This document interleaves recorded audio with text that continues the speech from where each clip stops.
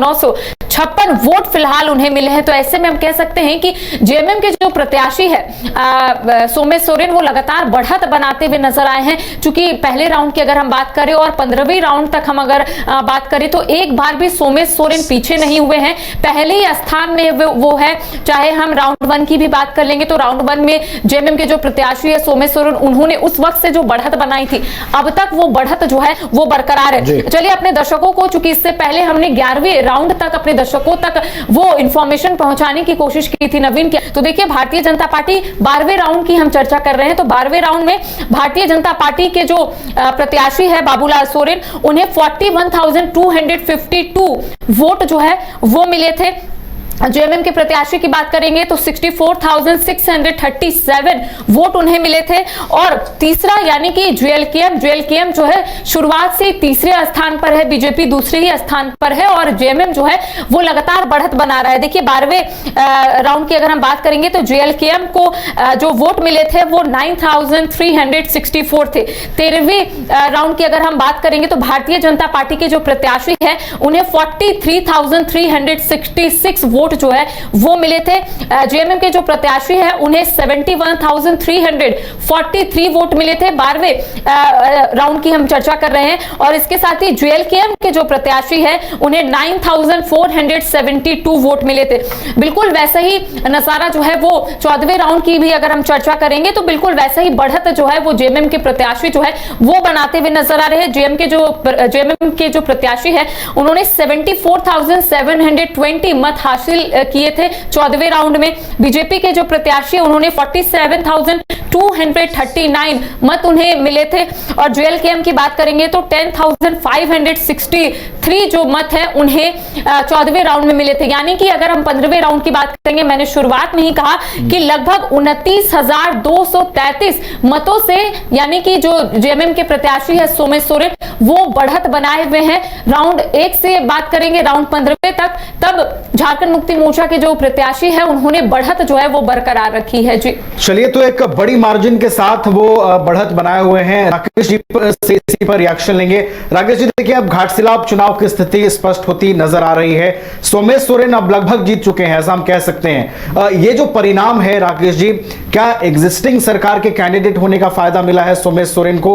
क्योंकि इस बार बीजेपी ने भी पूरी मजबूती से चुनाव लड़ा है घाटशिला में। यह देखिए, घाटशिला में परिणाम अब उतना ही साफ दिख रहा है जितना बिहार में दिख रहा है कि कौन चुनाव जीतने जा रहा है। घाटशिला में भी यही स्थिति है। और देखिए, सोमेश सोरेन के पीछे अगर अब जो जीत की उनकी वजह दिख रही है, हालांकि अभी परिणाम आना बाकी है, तो जो कुछ चीज़ें हैं, एक तो जब भी बाई इलेक्शन होता है और किन्हीं के निधन के बाद अगर होता है और परिवार का सदस्य ही कैंडिडेट हो तो एक सहानुभूति वोट जो होता है वो आपकी तरफ जाता है। वो जाता हुआ साफ साफ दिख रहा है। क्योंकि पिछली बार अगर आप देखिए तो रामदास सोरेन को 50% के आसपास वोट मिले थे। इस बार मुझे लगता है सोमेश सोरेन का मत प्रतिशत उससे ज्यादा जा रहा है, 54-55% के आसपास जाता हुआ दिख रहा है। मतलब कि जो एक सिंपैथी वोट है वो उनकी तरफ जा रहा है। दूसरी बात यह है कि मार्जिन और बड़ा तब हो गया जब जेएलकेएम ने अपना प्रत्याशी यहां पर उतार दिया। और जो आपको ये है कि जो कुर्मी वोटर्स हैं उसमें एक बड़ी सेंधमारी उन्होंने कर ली है। और इसीलिए जो है आपको वो दिखेगा कि उनको जो है बढ़त मिल रही है। अब जो है 16 राउंड जो है हो चुके हैं और वो बढ़त आपको 31,300 वोटों की दिख रही है। और जो मैं कह रहा था कि देखिए, बिल्कुल यहां पर सोमेश सोरेन जो है उनको 54% वोट मिला, यही मैं अनुमान लगा भी रहा था।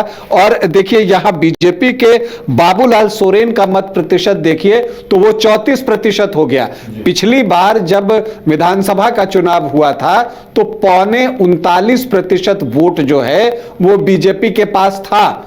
तो वहां से डिप्लेशन हुआ है, वो नीचे की तरफ आया है। तो ये बीजेपी के लिए वाकई चिंता की बात है कि आपका 6% वोट ऑलमोस्ट कम हो गया। और ऐसा क्यों हुआ?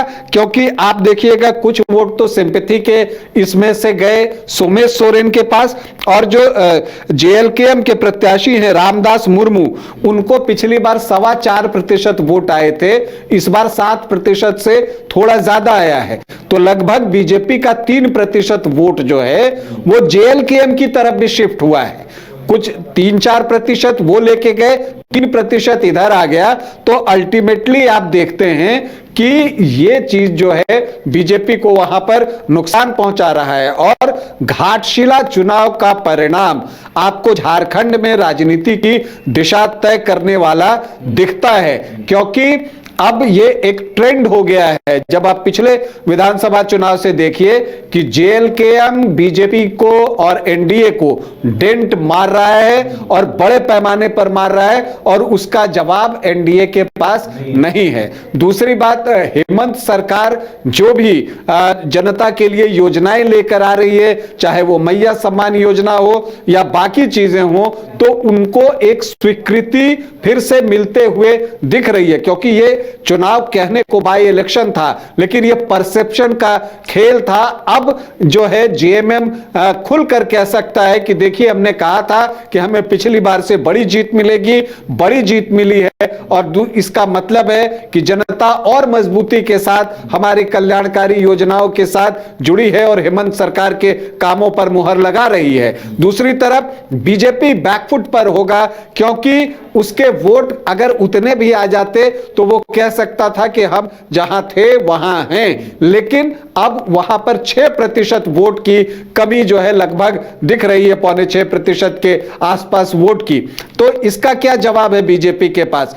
क्या, जबकि 5 पूर्व मुख्यमंत्री वहां लगे हुए थे, बावजूद इसके अगर परिणाम आपके पक्ष में नहीं आ रहा है, मतलब जनता के बीच जो अपील होनी चाहिए थी वो नहीं हुआ, तो ये नुकसान जो है बीजेपी को आगे भी उठाना पड़ सकता है। संथाल और कोल्हान में जेएमएम बीजेपी के लिए, आजसू के लिए बड़ा चैलेंज है।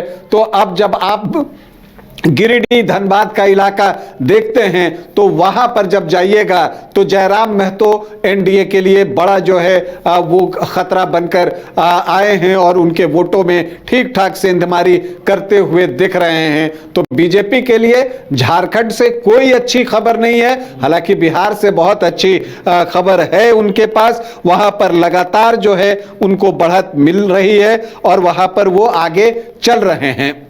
चलिए, तो बिहार में बीजेपी की बल्ले बल्ले जरूर है, लेकिन घाटशिला में भारतीय जनता पार्टी जो है वो बैकफुट पर नजर आ रही है। करिश्मा से और एक छोटा सा रिएक्शन लेते हैं। करिश्मा, राकेश जी ने बताया कि एक बड़ा डेंट है जेएलकेएम, चाहे वो आजसू हो, भारतीय जनता पार्टी हो। 2024 के चुनाव में भी हमने देखा था, जब यहां जेएमएम के नेतृत्व में सरकार बनी थी तो एक स्पष्ट मेजॉरिटी जो है झारखंड मुक्ति मोर्चा को मिला था।